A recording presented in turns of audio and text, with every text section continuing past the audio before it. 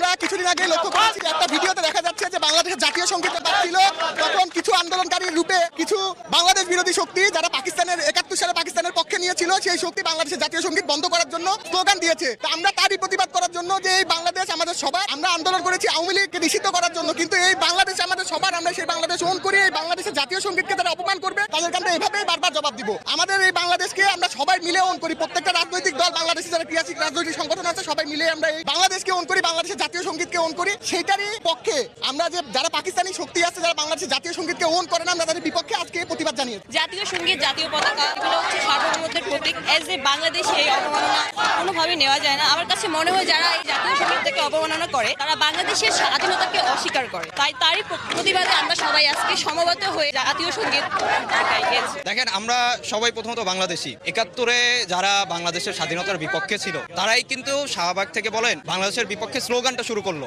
আমাদের মূল চাওয়া ছিল আমরা দেশ স্বাধীন করব।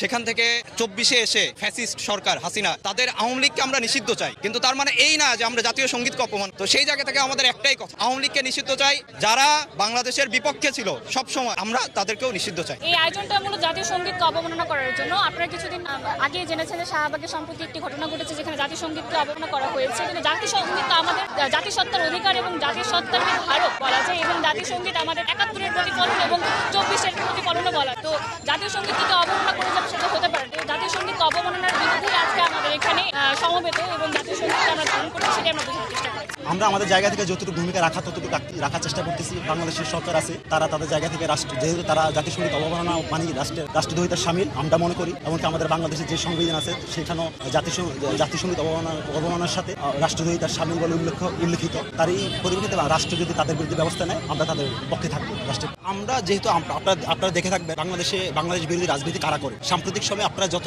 5 তারিখ পরবর্তী সময়ে আপনারা দেখবেন কারা পিণ্ডির দাসত্ব করে। আপনারা যখন এটা আপনারা নিজেদের কষ্ট করলে আপনারা দেখবেন একটা নির্দিষ্ট রাজনৈতিক সংগঠনের পক্ষে এই বয়ানটা যায়। তারই পরিপ্রেক্ষিতে আমরা যারা সাধারণ শিক্ষার্থী তথা বাংলাদেশপন্থী শিক্ষার্থী আছে তারা আমরা মনে করছি তারা ওই সংগঠনেরই, তথা যারা গুপ্ত রাজনীতি করার চেষ্টা করছে ক্যাম্পাসে, যারা পাকিস্তানের দাসত্ব কায়েম করার চেষ্টা করছে আমাদের সোনার বাংলাদেশে, আমরা তাদেরকে সন্দেহের জায়গায় রাখবো এবং রাখার চেষ্টা করতেছি। তারা পিছনের দরজা দিয়ে আবার আঘাত হানার চেষ্টা করতেছে। সেই জায়গা থেকে আমরা আজকে যে প্রতিবাদ, সম্মিলিত প্রতিবাদ, বাংলাদেশ পন্থীদের সম্মিলিত প্রতিবাদ, সেই প্রতিবাদ আজকে পোর্ট্রেট করতেছে, প্রমাণ করতেছে না যারা হচ্ছে নতুন করে আবার স্যাবোটেজ করার চেষ্টা করবে, পিছন থেকে আঘাত করার চেষ্টা করবে, টুটি চেপে দেওয়ার চেষ্টা করবে, সার্বভৌমত্বে আঘাত করার চেষ্টা করবে, সার্বভৌমত্ব নিয়ে বাধা দিবে, তাদেরকে আমরা একটা বার্তা দিয়েছি না। বাংলাদেশ পন্থীরা এখনো জীবিত আছে, এখনো উজ্জীবিত আছেন। আর বাংলাদেশ পন্থীরা জেগে থাকতে, বেঁচে থাকতে কেউ আবার 71-এ যেভাবে হচ্ছে গিয়ে স্যাবোটেজ করার চেষ্টা করতেছে, এখন আর সেই স্যাবোটেজ করার সুযোগ নেই। এখন আপনি কি এমন ঐক্য করবেন যে ঐক্য করলে আপনি আপনার নিজের প্রোগ্রামে জাতীয় সঙ্গীত গাইতে পারবেন? আমরা কি এই বাংলাদেশ দেখার জন্য অভ্যুত্থান করছি? আমরা কি এই বাংলাদেশ দেখার জন্য 71 করছি? কোনোভাবে। কাজে ন্যূনতম ঐক্য লাগবে, কিন্তু সেটা কোনোভাবে 71-এর গণহত্যাকারীকে স্পেস দেওয়ার মধ্যে দিও না, 24-এর গণহত্যাকারীকে স্পেস দিও না। আসলে যারা